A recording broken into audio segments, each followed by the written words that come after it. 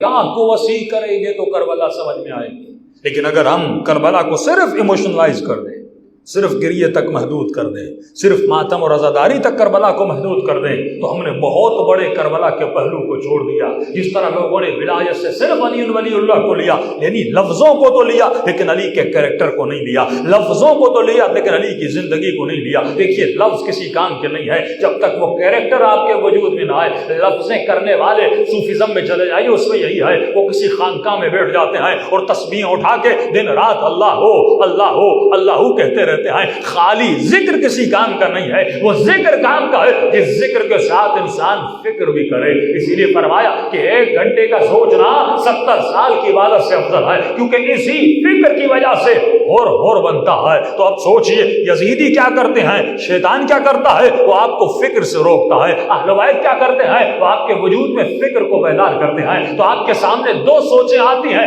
ایک سوچ وہ ہے جو آپ کی فکر کو بند کرتی ہے، دوسری سوچ وہ ہے جو آپ کے فکر کو کھولتی ہے۔ امام کا مطلب ہے وجود کو بیدار کرنا، ضمیر کو بیدار کرنا، سوئے ہوئے انسانوں کو بیدار کرنا۔ جب علامہ اقبال کہتے ہیں اس قوم کو تو بیدار ہو لینے دو، ہر شخص پکارے گا ہمارے حسین، یہ بیداری جسم کی بیداری نہیں ہے۔ آپ تو روزانہ صبح کو بیدار ہوتے ہیں، اپنے آفس میں جاتے ہیں، یہ جسم تو بیدار ہے لیکن اس کا ضمیر مردہ ہے، اس کا وجود مردہ ہے، اس کا وجود سویا ہوا ہے۔ تو فرمایا امام کا کام یہ تھا کہ سوئے ہوئے جسموں میں انسانوں کو بیدار کرنا، ان کے ضمیر کو بیدار کرنا، کہ فرماتے موتو قبل ان تموتو، اس سے پہلے کہ تمہیں مار دیا جائے تو خود کو مار دے۔ مولا کس کو ماروں، اپنی غفلت کو مار دے، اپنی غفلت کو موت دے اور اپنے وجود میں بیدار ہو جا۔ لیکن یہ غفلت کب انسان کی مرتی ہے، جب انسان اپنی آنکھوں سے ملک الموت کو دیکھتا ہے، اس وقت ہر انسان بیدار ہو جاتا ہے۔ لیکن معصوم فرماتے ہیں وہ بیداری کسی کام کی نہیں ہے۔ ارے اس وقت تو فرعون نے بھی کہا تھا جب ڈوبنے لگا تھا کہ ہاں من تو اے خدا میں تجھ پر بھی ایمان لے آیا اور رب موسیٰ پر بھی ایمان لے آیا، لیکن خدا کہتا ہے اب کی بیداری کسی کام کی نہیں ہے، بیداری وہ کام کی ہے جب اپنی زندگی میں انسان بیدار ہو جائے، اور جب زندگی میں بیدار ہو جاتا ہے تو وہ کربلائی کہلاتا ہے۔ آپ سے ایک سوال کرنا چاہتا ہوں، دیکھیے کربلا میں 72 شہید تھے، اور واقع کربلا کے بعد بھی تقریباً 28,000 سے لے کر 32,000 تک لوگ امام حسین پر قربان ہوئے، جس میں لشکر مختار بھی شامل ہے، جس میں توابین بھی شامل ہے، جس میں جناب زید کا لشکر بھی شامل ہے، بہت سارے قیام شامل ہیں جنہوں نے حسین کے نام پر انتقام لیا اور شہید ہو گئے۔ یقیناً وہ بھی جنتی ہیں، لیکن سوال یہ ہے کہاں وہ 28,000 شہید اور کہاں کربلا کے 72 شہید؟ ان دونوں میں فرق کیا ہے؟ یہ بھی حسین پر شہید ہوئے، وہ بھی حسین پر شہید ہوئے، وہ 28,000 ہیں، یہ 72 ہیں، لیکن آپ ان 28,000 کو ایک کربلا کے حر سے ملا سکتے ہو، ایک علی اکبر سے اس کا موازنہ کر سکتے ہو، ایک جناب جون سے موازنہ کر سکتے ہو، آپ ان کا موازنہ صرف ایک حبشی غلام سے کر سکتے ہو جس کا نام جون ہے، کہ آپ اس سے وہاں پہ قلبی کا مقابلہ کر سکتے ہو؟ فرمایا نہیں۔ معصوم سے پوچھا گیا مولا کیوں؟ وہ بھی تو شہید ہیں، یہ بھی تو شہید ہیں، وہ بھی حسین کے نام پہ شہید ہوئے، یہ بھی حسین کے نام پہ شہید ہوئے۔ فرمایا فرق ہے، فرق کون سا ہے؟ فرمایا جو کربلا میں شہید ہوئے انہوں نے صحیح وقت پر صحیح فیصلہ کیا تھا، جسے ہم اہم اور مہم کہتے ہیں۔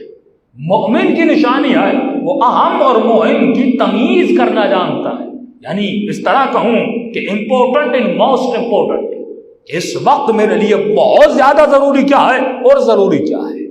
فرمایا ان لوگوں نے کربلا میں جانا ضروری نہیں سمجھا، لیکن اس وقت یہ جون سمجھ گیا، یہ وہب قلبی سمجھ گیا ابھی مجھے فیصلہ کون سا کرنا ہے۔ اسی طرح امام فرماتے تمہاری زندگی میں ہر وقت یہ گھڑی آتی ہے جس وقت تجھے فیصلہ کرنا ہوتا ہے اب مجھے کرنا کیا ہے اور کرنا کیا نہیں ہے۔ لیکن انسان ذرا یہ سوچے، ایک طرف ہزاروں کا لشکر ہے، ایک طرف 72 ہے، یہ استقامت ان 72 میں آئی تو کیسے آئی کہ امام زمانہ فرماتے ہیں کہ میرے 313 صحابی، مولا یہ آپ عدد کیوں دے رہے ہیں 313؟ اور آج کئی لوگ اعتراض کرتے مولانا کیا 300 ملین میں 313 نہیں ہے؟ 300 ملین میں 313 نہیں ہے، یہ 313 ہوں گے کیسے؟ کہ چھٹے امام سے کسی نے کہا تھا مولا آپ قیام کیوں نہیں کرتے، اتنے آپ کے شیعہ، کیا آپ سب سنتے ہیں کہ مولا کے شاگرد اتنے زیادہ تھے کہ ہزاروں کی تعداد میں مولا کا لیکچر سننے امام کے شاگرد آتے تھے؟ لیکن وہ امام فرماتے ہیں، چھٹے امام فرماتے ہیں میرے دادا حسین کے پاس 72 تھے، اگر جعفر صادق کے پاس 22 بھی ایسے ہو تو میں قیام کرنے کے لیے تیار ہوں. 22 بھی ایسے ہو. مولا یہ ہیں کیسے؟ ان میں صفات کیسی ہیں؟ ان کا وجود کیسا ہوگا؟ تو فرمایا یہ ایسے ہیں، یعنی 22 کے 22 کا عقیدہ ایک ہے، 22 کے 22 کا عمل ایک ہے، 22 کے 22 کا اخلاق ایک جیسا ہے. یعنی یہ اپنے صفات میں، اپنے عمل میں، اپنے اخلاق میں اور درد رکھنے میں ایک جیسے ہوں گے. لا وجود لا ينفق ہے. ارے یہ بات سمجھ میں تو آتی ہے کہ بیٹا باپ کی سنتا ہے، لیکن کربلا میں آپ کو عجیب منظر نظر آتا ہے. بھتیجا بھی ویسی اطاعت کر رہا ہے جیسے علی اکبر کر رہے ہیں، غلام بھی ویسی اطاعت کر رہا ہے جیسے علی اکبر کر رہے ہیں، حبیب ابن مظاہر بھی ایسی اطاعت کر رہے ہیں جیسے عباس کر رہے ہیں. بھائی ہماری تو گھر میں بیوی نہیں سنتی، اور کربلا کے میدان میں ایسی اطاعت نظر آتی ہے. کیا کیا امام حسین نے؟ کیا امام نے جادو کیا؟ کیا حضرت موسیٰ کی طرح عصا پھینکا اور لوگوں نے ایمان لایا؟ نہیں، یہ کمال حسین ابن علی تھا. نہ کوئی جادو کیا، نہ کوئی معجزہ کیا. حسین نے اپنے اخلاق سے ان کے وجود کو ایسا بنا دیا کہ ان کا عمل ایک تھا، ان کا کردار ایک تھا، ان کا اخلاق ایک تھا. کربلا میں آپ دیکھیں گے کہ ہر کوئی موت کی تمنا رکھ رہا ہے. اور یہ سورہ جمعہ کی آواز ہے، لیکن میں اپنی بحث سے ٹاپک سے نکل جاؤں گا.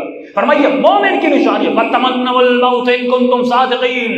اگر تو دیکھنا چاہتا ہے کہ تمہارے دل میں ایمان ہے کہ نہیں ہے تو اے مومن پھر موت کی تمنا کر کے دیکھنا. لیکن آج کا مومن بیمار ہوتا ہے کہتا ہے مولانا دعا کریے ٹھیک ہو جاؤ. اتنا پریشان ہو جاتا ہے، ڈاکٹر کو التماس کرتا ہے ڈاکٹر صاحب مجھے بچا لیجیے، میں مرنا نہیں چاہتا. اور دوسری طرف مجلس میں بھی آتا ہے اور یہ سنتا ہے کہ من یمت یرانی، جو مرتا ہے اسے علی کی زیارت ہوتی ہے. تو میں نے کسی مریض کو کہا اتنا علی کی زیارت سے گھبرا کیوں رہے ہو؟ موت آئے گی تو علی کو ہی دیکھو گے، علی کی زیارت سے کیوں گھبرا رہے؟ اس کا مطلب ابھی تک معرفت نہیں آئی ہے. یہ کون سی چیز ہے جو اس مومن کو دنیا سے جدا نہیں ہونے دیتی؟ یہ کون سی چیز ہے جس نے لشکر یزید کو حسین ابن علی سے دور کیا؟ اور وہ کون سی چیز تھی جن لوگوں نے خود کو حسین کے وجود کے قریب کیا؟ اور وہ کون سی چیز ہے کہ میرے چھٹے امام فرماتے اگر 22 ہوتے؟ اور وہ کون سا عمل ہے کہ امام زمانہ فرماتے جب تک 313 نہیں ہو جاتے تب تک میرا ظہور نہیں ہوگا؟ مولا 300 ملین کہاں اور 313 کہاں؟ فرمایا نہیں، یہ کیسی سوسائٹی، ایک ایسا ماحول جس میں لوگوں کا عمل ایک ہو. اگر رضویہ شیعہ سوسائٹی ہے، سوال یہ ہے کیا پورے رضویہ میں لوگوں کا عمل ایک ہے؟ کیا پورے رضویہ میں لوگوں کا کردار ایک ہے؟ کیا پورے رضویہ میں لوگوں کے عقائد ایک ہیں؟ اگر عمل ایک ہوتا تو یہ پوری مسجد صبح کی نماز میں کھچا کچ بھری ہونی چاہیے تھی، یہ نماز ظہر میں بھری ہونی چاہیے تھی.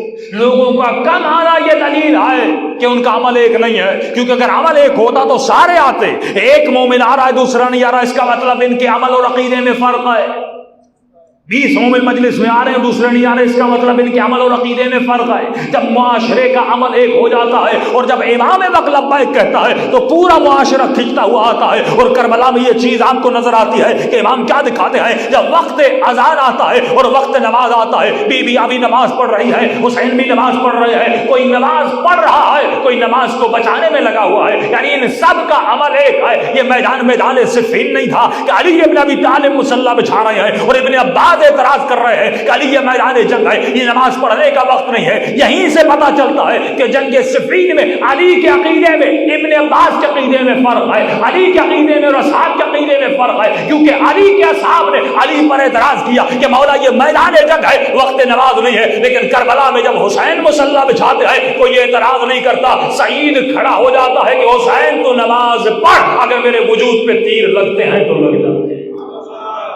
یہ وہ پختگی ہے جو امام نے اپنے اصحاب کے وجود میں پیدا کی کہ فرماتے غالباً 20 سے 25 تیر سعید کے سینے میں لگتے ہیں، لیکن اپنے بدن کو کہتا ہے بدن اتنی مہلت دے میرے حسین کی نماز ختم ہو جائے. فرمایا اتنا بوڑھا تھا کہ کمر جھکنے والی تھی، لیکن سعید نے اپنی کمر پر کس کے کپڑا باندھ لیا اور اپنے دونوں ہاتھوں کے کمر پہ رکھ دیا اور وجود کو مخاطب کرنے لگا. اے بدن مرنا تو تجھے ویسے بھی ہے، لیکن حسین کی نماز کو بچا کے مرنا. گرنا تو تجھے ویسے بھی ہے، لیکن حسین کی نماز کو بچا کے بعد میں گرنا. فرمایا اتنا بدن سے خون بہ چکا کہ ہونٹوں پر سفیدی چھا گئی اور اب ہونٹوں پہ کپکپاہٹ طاری ہو گئی. پھر اپنے ہونٹوں کو کہنے لگا سعید اتنا صبر کر دے کہ میرا حسین آخری سجدہ دے دے، میرا حسین آخری سلام کر دے، یا امام سلام دیتے آئے اور یہاں سعید زمین پہ آ کر گر جاتا ہے۔ اور یہ سعید کا کردار تھا، وہ حسین ابن علی کا کردار تھا، جیسے سعید زمین پہ گرنے لگتا ہے حسین ابن علی آگے بڑھتے ہیں اور اپنے دونوں گھٹنوں کو سعید کے سر کے نیچے دیتے ہیں، فرمایا اے سعید تجھ سے میں بھی راضی ہوں، میری اماں زہرا بھی راضی ہے۔